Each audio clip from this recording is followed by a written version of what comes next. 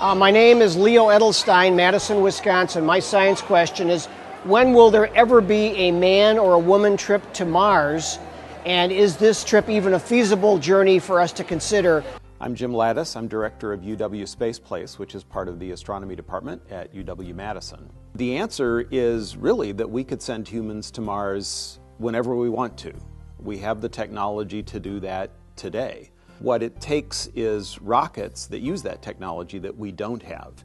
And so we would have to build something like rockets that we used during the Apollo program that can put large pieces of hardware and spacecraft into space and then assemble it for a trip to Mars.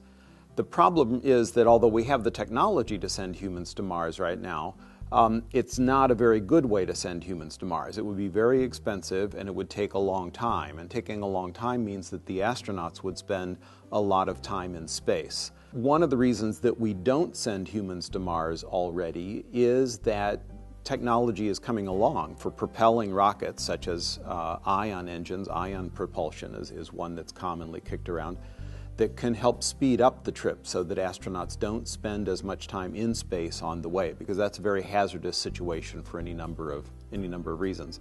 Nevertheless, there have been plenty of schemes proposed for sending humans to Mars. One very commonly discussed sort of scheme was portrayed partially in the movie The Martian, in which supplies and spacecraft are sent out ahead of the astronauts. There are things waiting for them there. They do their explorations and come back. In that movie, they use ion propulsion, for example. So spacecraft like that are still a few years away, and investment in that kind of space technology is what we need in order to be able to send humans to Mars effectively. But we could do it if we actually had to. We have the technology to do that right now.